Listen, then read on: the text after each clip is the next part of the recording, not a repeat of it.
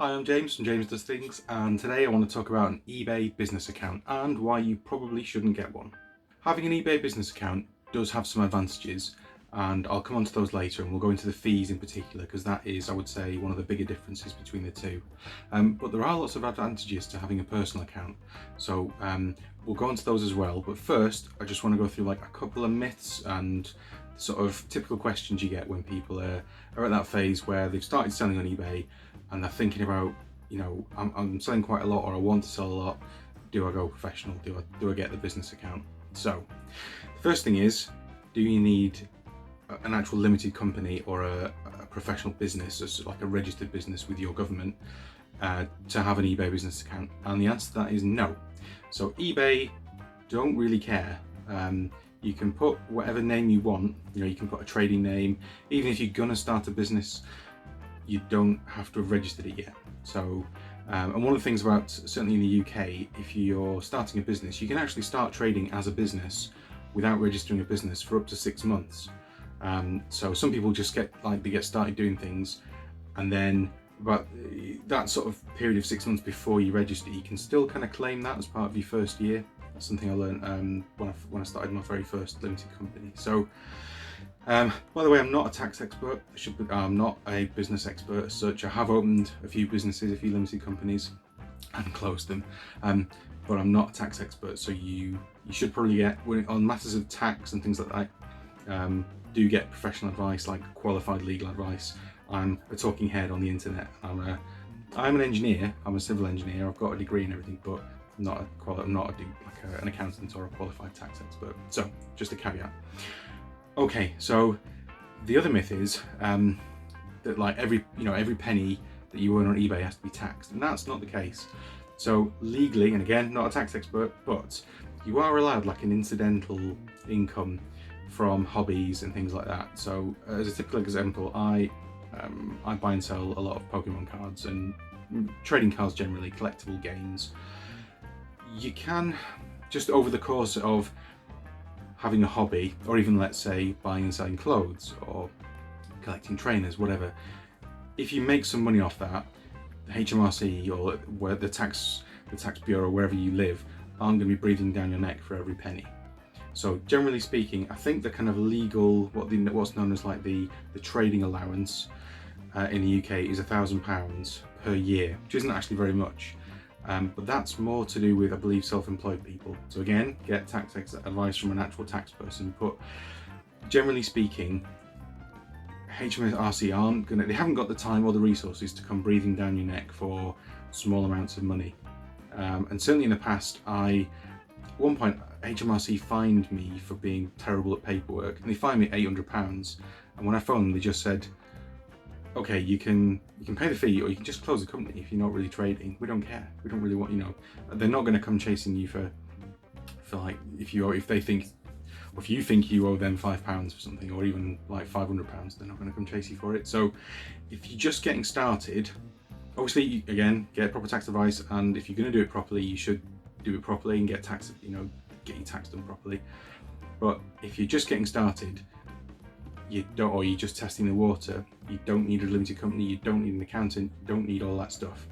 Having good records is a great idea, and doing it properly from day one, and I learned this lesson the hard way, doing it properly from day one is the best way to go about it. But you certainly don't need to go all in, full ham on a big professional setup before you've actually gotten started. So that's just something to think about, and depends where you are and what your situation is, and also where you live. Right, now the personal account. If you open an eBay account, generally the first thing you open is a personal account, and then later on you can turn it into a professional account or a business account. You didn't used to be able to turn them back, I don't think. I've certainly never turned one back into a personal account.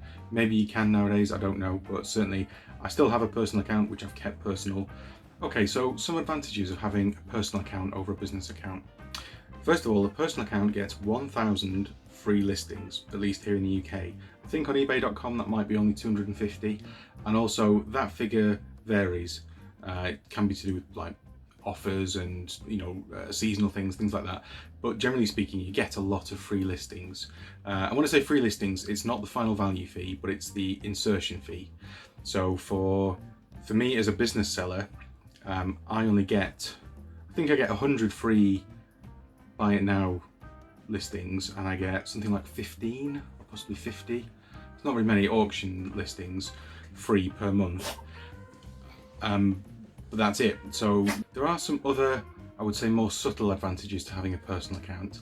The first one being that you don't have to offer returns as standard. So you can put no returns on your thing, and people can still return things to you. Basically anything you sell can still be returned in theory, because if you sell something and the buyer says it's not as described, that's actually it can be very ambiguous unless you've absolutely nailed it, with the description, the photos, and it's like watertight. Even then, eBay's probably going to side with the buyer and make you do a return.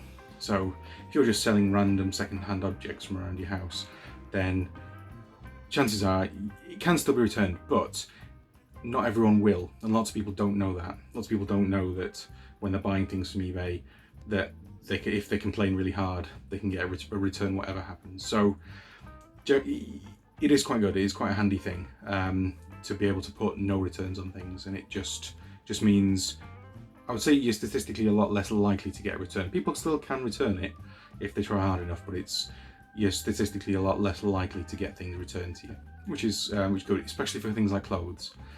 You don't want people, I know someone who literally goes out on a Friday. She does it in person rather than online, but she goes to a well-known high street shop, buys a thing, wears it for the weekend, and then on Monday lunchtime that thing is back in that shop. So you can get around, you can avoid people like that essentially if you're a private seller, which you can't if you're a business seller. And also some of the other things to do with returns and refunds. I think if you're a private seller, you can, if you've paid postage and you send something to someone, or sorry, if they've paid postage, you don't have to refund it because you've paid that postage. So let's say they decide to return the item to you, you don't have to refund the postage, which I think you do as a business seller.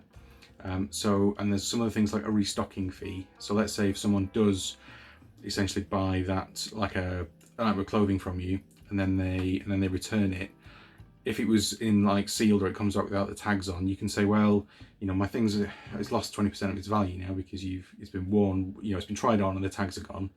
So you can charge people a restocking fee, and I don't think you can do that as a business seller. So it's, in the grand scheme of things, it's small stuff, I would say. I mean, the 1,000 listings might make a big deal, might be quite significant, but certainly the other things it's only significant depending on what niche you're in, essentially. So as someone who's in the collectibles, I don't think I've had one person return a card in the whole time. I've had people, there was one time I sent the wrong thing to someone and I just said keep it, and I sent them the right one, but I don't think I've had anyone return anything to me. So for me, that sort of stuff's not really applicable, but some of the fees are very applicable. So the thing with, if you're a private seller, you get charged, at least here in the UK, it's 12.8%, and that's your flat final value fee. That's including tax. So wherever you sell, it's 12.8% plus 30 pence. And now as a business seller, a lot of the kind of standard fees it's 10.9%, but that's not including tax. So when you add the tax on, at the moment in the UK, the VAT, the value added tax that goes to the government, is 20%. So 1.2 times, I think it's 10.9, is actually 13%. It's not 12.8. So you actually get a slight benefit for the most part, not for everything, but for the most part, as a private seller. If you're a business seller, however, there's certain categories where it's cheaper because essentially, we'll go through the figures in a minute, but in some categories, namely phones, computers, cameras, video games, those categories, it is cheaper as a business seller. The fees are lower. So the basic fee isn't 10 point something, it's 9 point something. And then if someone buys like £1,000 worth of stuff or more, you pay a much smaller percentage on the fee over £1,000. But again, if you're doing that, generally you're going to be a business seller if you're putting that much volume through. So, and selling things of that sort of, that cost. So, but yeah, so there are, I'll give you an example of why it works for me. on why it might work for you, but why it may not work for you as a private seller. So we'll go on to that now. Okay, so the advantages of having a business account. So business accounts, essentially, if you are going to go pro, business account is the way to do it. If you want this to either be a serious side income or your full-time income, then you should really go professional. There's several reasons for this. One, if you're a private seller and you're consistently selling, and I think the figure is about £1,000 a month. Certainly, that's what happens. A long time ago, I was selling coins on eBay, and it was actually PayPal back when you used to use PayPal. PayPal actually flagged me up and said, "Woo, you sold £1,000 worth of stuff this month." They don't care how much profit you made on it because they've no idea, and honestly, I had no idea either.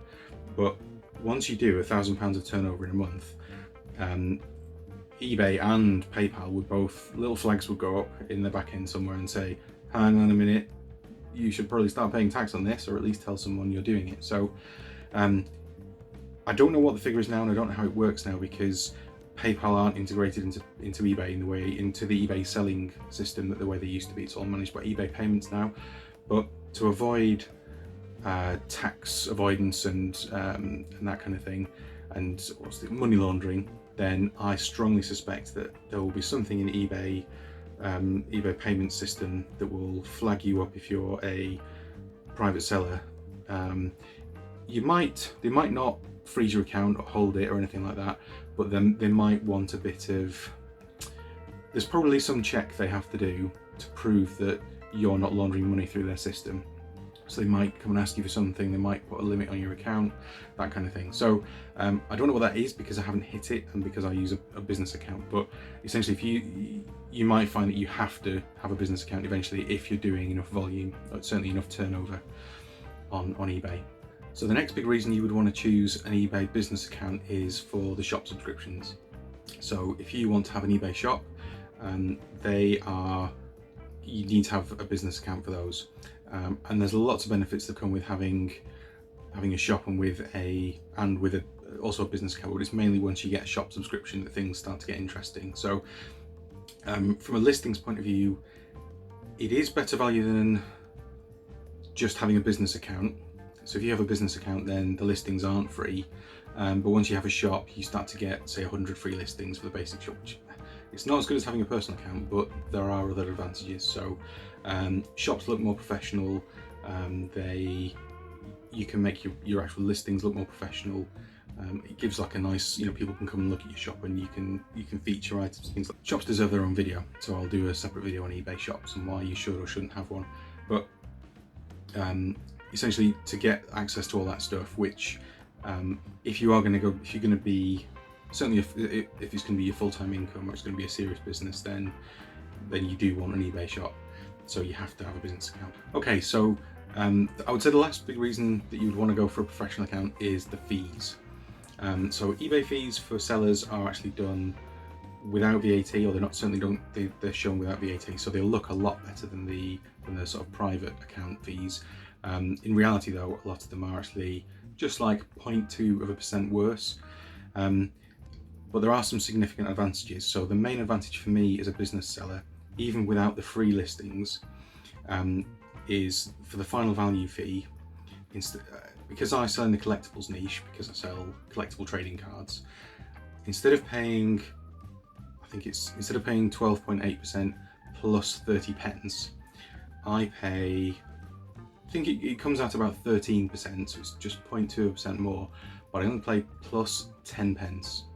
So I think earlier this year, or possibly last year, eBay recognised that their 30 pence fee, their kind of fixed 30 pence fee for every transaction, really hurt sellers who sell things for like 99p, that kind of thing.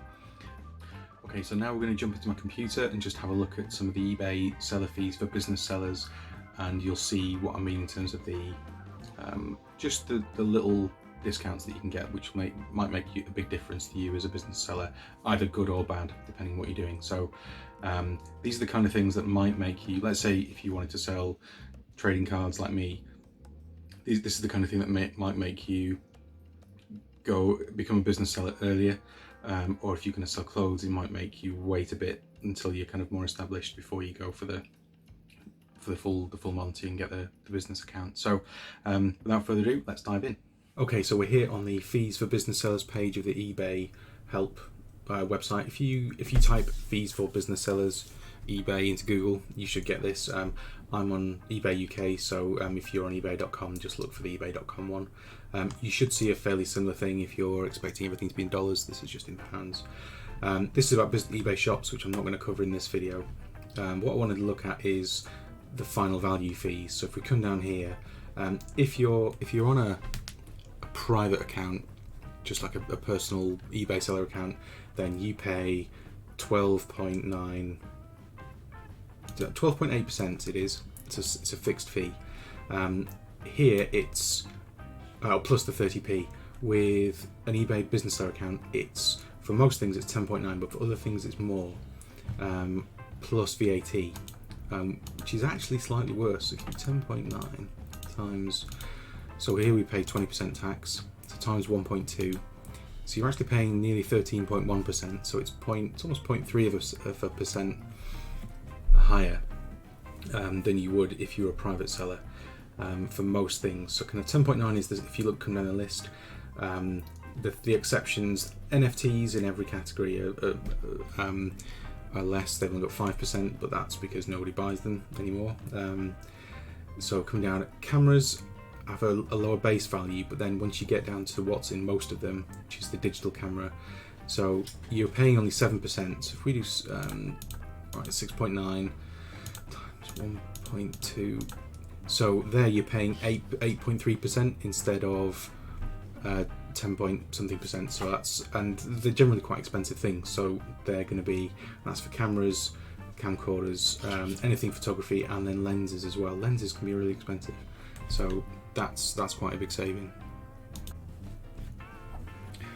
Okay, coming further down, clothes. I think because I suspect it's possibly to do with disputes and forgery and things like that, but they don't really like the clothes. So with clothes, instead of paying 12.8%, you're going to be paying 14.3% on as your final value fee on clothes. So and then, but that's like the basic value. When it comes to handbags, they really don't like handbags. So 12 point, I'm guessing that is a forgery thing, because there's obviously lots of sort of fake handbags going around. But so if you're going to sell a handbag as a business seller, it's going to cost you 15.5%, not 12.8%. So something to bear in mind. Here we go. Here's what I was saying earlier about men's trainers. So if you're one of these people who trades in like collectible Nike trainers and Adidas Yeezys and things like that, then if you're selling a pair of trainers for £100 or more, which obviously most brand new sets of Nikes will go for, then you're going to be paying 7 times. Oh.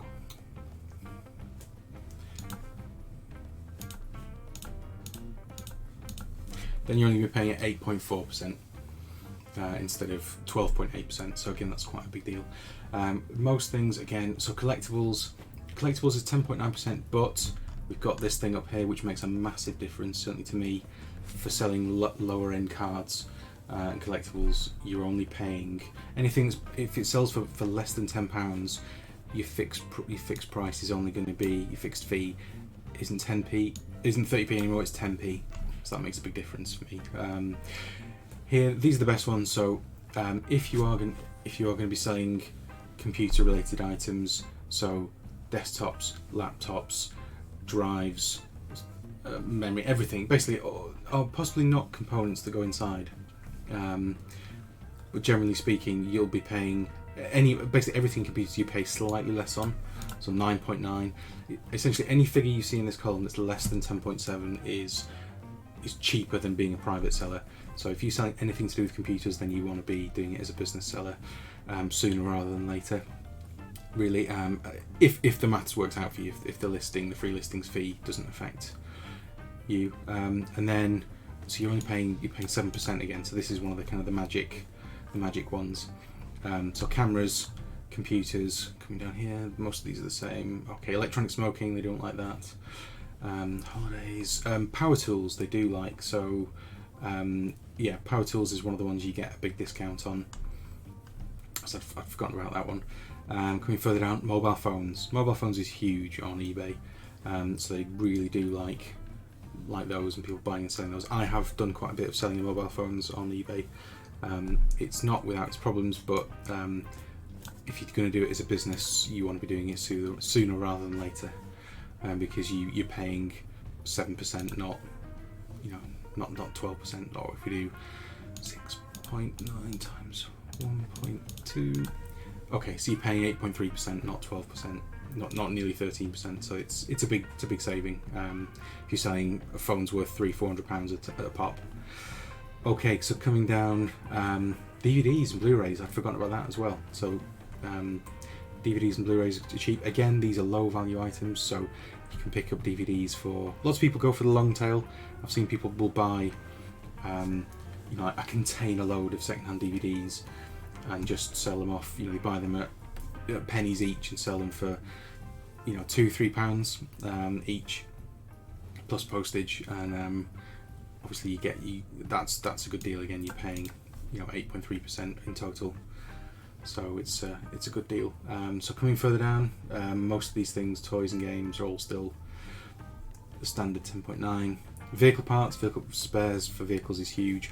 Video games, so if it's only the consoles though, so it's not the games themselves, but video games, consoles, again, so 6.9, which comes out to 8.3 with tax. So these are the categories that you'll probably benefit from if you're as a business seller. So if you want to be becoming a business seller sooner rather than later, if you're selling clothing or handbags, perhaps it might be cheaper to wait and wait till you're really going, you're really getting up there. So I hope you found this useful. Please leave me a like and consider subscribing if you like content like this, and leave me a comment. Let me know. Are you thinking of becoming a business seller? Are you already a business seller? Do you regret becoming a business seller? Do you wish you'd waited longer? Have things changed since you started? Yeah, please leave me a comment. Let me know your experience. And as always, I always try to reply to all my comments. So thanks very much. Bye bye.